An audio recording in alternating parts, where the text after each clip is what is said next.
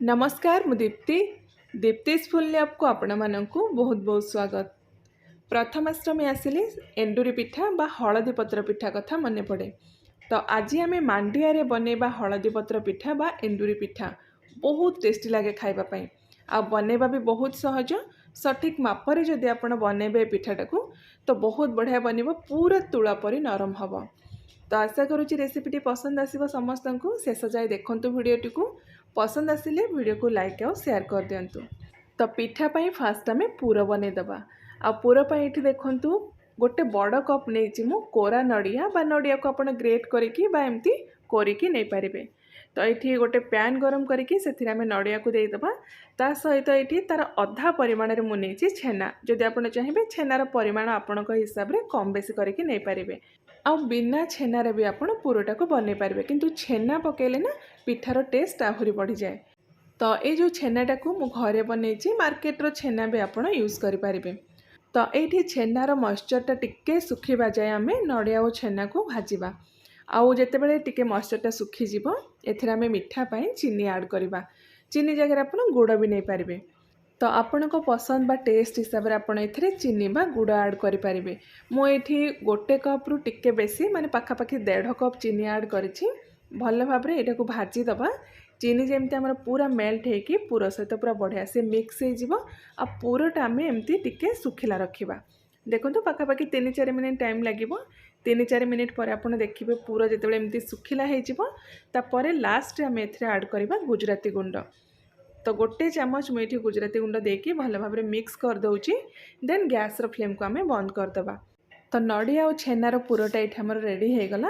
यहाँ को एवं आम साइड रखीदे। नेक्स्ट आम पिठापाई प्रिपारेसन करवा। तो पिठापाई फास्ट आम कौन करवा ना बिरी बतरेवा। जेकोसी गोटे जगह आप फिक्स करने गोटे मेजरिंग कप हो बा जेकोसी चा पीवा कप बा ग्लास हो से आप बिरी मापिकी ने। तो 2 कप मुझे बिरी नहीं ता सहित चाउल एवं आम नवा गोटे कप। तो नॉर्मली पिठा बनवाई जो चाउलटा मु यूज करे से चाउलटा नहीं छोट टुकड़ा चाउलटा गोटे कप आम नहीं 2 भाग बिरी पाई गोटे भाग आम नहीं चाउल। तो जो चाउल आप पिठापाई घरे यूज कर चाउल आप यूज करें। तो एबे हम कौन करवा ना 2टा अलग अलग जगार आम बिरी चाउल नहीं भल भाव 4-5 थर आम पानी रे धोईदबा। तापर मिनिमम आप बिरी चाउल को 4 ରୁ 5 घंटा बतुरिया रखीदे। 5 घंटा सफिसीयंट टाइम, ताठू बेसी आप बतुरेबेनी। तो ये देखो बिरी चाउल मु आगुरी बतुरिया रखीदे बढ़िया से आमर बिरी आउ चाउल बतुरी जाइए। तो एबे हम कौन करवा ना बिरी चाउल एक्स्ट्रा पानी जहाँ सब अच्छी से सब बाहर करदे। तापर जेतिकी पानी आमको दरकार सेतिकी पानी देकी बिरी चाउल को आम अलग अलग करके बाटीदबा। तो ये देखो फर्स्ट मु बिरी ग्राइंडिंग कर देइछि। बेसी पानी आप एका संगे ऐड करेंगे, अल्प अल्प करके ऐड करेंगे जी दरकार आपन को सेतिकी पानी देके एमती टिके बहलिया करके बाटीदेवे। देखो यार कंसिस्टेंसी मु देखौछि बेसी पतला नहीं, जी पानी आपन को दरकार सेतिकी पानी देवे। एक्सेस पानी आप ऐड करेंगे। तो चाउल को भी आम एमती बाटीदबा। आ जो चाउल आप बाटे ना टिके दरदरा रखिए टिके खंड खंड रखिए, पूरा फाइन करके बाटेनि। देखो मो हाथ में आपको ये देखौछि सुजी दाना टाइप आप रखिए टिके खंड खंड रखिए। एमती कले कौन हम ना आमर जो पिठार भीतर टेक्सचरटा बहुत बढ़िया आसो, पूरा जालीदार बनब। तो यही टाइप आप टिके खंड खंड बा दरदरा रखिके चाउलटा को ग्राइंडिंग करेंगे। तो एबे आम ये चाउल बटाटा को बिरी बटा सहित मिक्स करदेबा। सब बेले मन रखिए जिते बड़े भी आप एंडुरी पिठा बनाऊँच बैटर को आप बेसी पतला करेंगे, टिके बहलिया करके रखिए। से पिठा आपणकर बहुत बढ़िया बनब। तो से बाटिला बेले ध्यान रखिए जी आपको दरकार पानी से पानी देके आप पिठौटा को बाटे। तो एबे आम ए मांडिया गुंड ऐड करवा। ये जो मांडिया गुंड मुझे रेडीमेड गुंड मार्केट रे बहुत इजीली मिल जाऊँगी बा मांडिया आणिके आप घरे ग्राइंडिंग करके एमती गुंड बन पारे। तो ये आम मांडिया गुंड दबा 3 कप। जो कप रे आम मापिकी बिरी चाउल नहीं सेम कप रे मापिकी आम मांडिया गुंड 3 कप ये मिक्स करवा। आउ मांडिया गुंड जगार ना गोटा मांडिया भी आप बतरेकी ग्राइंडिंग करके मिक्स करें। किंतु जेहेतु आजिकल मार्केट रे मांडिया गुंड व मांडिया चूना बहुत इजीली मिल जाऊँगी, तो बतरेवा दरकार नहीं। आप एमती चूना यूज करेंगे एंडुरी पिठा बनवाई से पिठाटा आपंकर बहुत बढ़िया बनब। तो ये मिक्स करदे भल भाव सब जिनस को ध्यान रखिए जमती मांडियाटा गोटा गोटा न भल भाव सब जिनस को मिक्स करदे। आठी टिके मत बैटर बहलिया जेहेतु लगिला अधा कप पानी मुझे ऐड करुँची आउ थे भल भाव मिक्स करदे। आ बैटर कंसिस्टेंसी आप सब ध्यान रखिए। देखंतु एतिक ही बहलिया रहिबो, येठो बिल्कुल भी पतला करेंगे बैटर को। तो एबे ना आमे बैटर को कवर करके पाखापाखि 7 ରୁ 8 घंटा फर्मेट होगापाई छाड़ीदबा। जेहेतु यहाँ शीत दिन टिके टाइम लगे 8-9 घंटा टाइम लगिपारे। तो ये मुझे कवर कर दूची ओवरनाइट आमे फर्मेट होगापाई छाड़ीदबा। तो नेक्स्ट डे सकाळे बा पाखापाखि 8 ରୁ 10 घंटा पर मुझे देखा देखु बैटर आमर केते बढ़िया से फर्मेट होती। ऊपर जो प्लेट आमे कवर करके रखी थे ना पूरा ता लेवल जाए बा प्लेट लेवल जाए बैटर आमर फुलिकी अच्छी।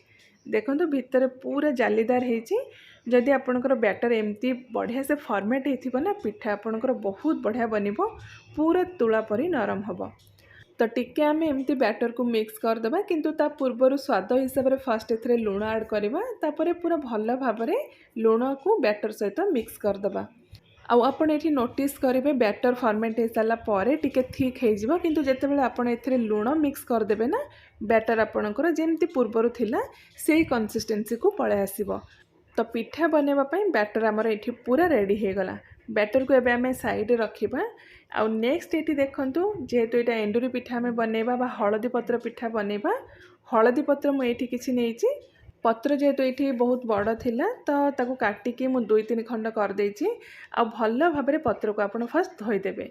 तो ये पत्र रे तेल घी लगेबा बिल्कुल भी दरकार नहीं। डायरेक्ट आपण एमती पत्रर मझिरे बैटर देबे।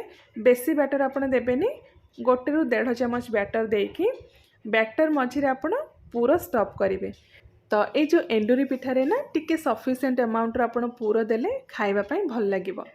तो टिके बेसी परिमाण रे मझिरे पूरा देकी पत्रर 2 पट साइड को एमती बंद करदेबे, ऑटोमेटिक भितर पूराटा स्टॉप हो जिवो। तो ये मु गोटे पिठा आपन को देखाऊँगी। सेम प्रोसेस रे बाकी पिठा गुड़ाक भी आप बनइबे बा भितर आपण पिठौ देकी एमती पूरा स्टॉप करदेबे। नेक्स्ट आमे पिठाटा को स्टीम करवा। स्टीम करिया पई देखंतु आगुरु गोटे कड़ाई रे मु पानी फुटे देइछि। बेसी पानी देइनी, कड़ाईर अधा लेवल तलकु मु पानी देइछि। पानी भल भाव फुटी गले ऊपर एमती गोटे जालीर थाली सेट करदबा। आ सेही थाली ऊपर आमे पिठा सब को अरेंज करदबा। तो ये मुझे एमती गोटे कड़ाई रे स्टीम करिछि। आपण नॉर्मल जेकोसी स्टीमर हो बा इडली छांचरे भी ए पिठा को सिझाई पारिबे। तो एबे एटा को आमे कवर करदबा। 12 ରୁ 15 मिनिट पई मीडियम फ्लेम रे स्टीम करबा। पिठार साइज ऊपर टाइमिंगटा डिपेंड करिवो। टिके जदि बड़ साइज थिबो ताले आउ टिके टाइम लागिवो। तो ये पाखापाखि 12 ରୁ 15 मिनिट पर देखंतु पिठा हमर पूरा बढ़िया से स्टीम हो जाइछि। आउ जदि आपण जानि पारु नांती गोटे टूथपिक बा छुरी भितर इंसर्ट करके चेक करिवे। जदि क्लीन आसीबो टूथपिक ताले जानिबे जे पिठा आपणकर रेडी हो गला। तो पिठा हल्का ठंडा हो सारा पर हळदी पत्र को आमे बाहर करके एटा को आपण एमती भी खाई परिबे, नले जेकोसी तरकारी सहित खाई परिबे। देखंतु पिठा हमर केते स्पंजी आ पूरा नरम हेछि। तो एथर प्रथमाष्टमी रे आपण ए मांडिया एंडुरी पिठा बा मांडिया रे हळदी पत्र पिठा बनेकी खांतु। केमती लागिला आपणकर मतामत भी मो सहित शेयर करिया पई भूलिबेनी। मु आउ थरे आपण मानक पई गोटे बहुत ही बढ़िया नुआ रेसिपी नेकी आसीबी। Till then take care and bye bye.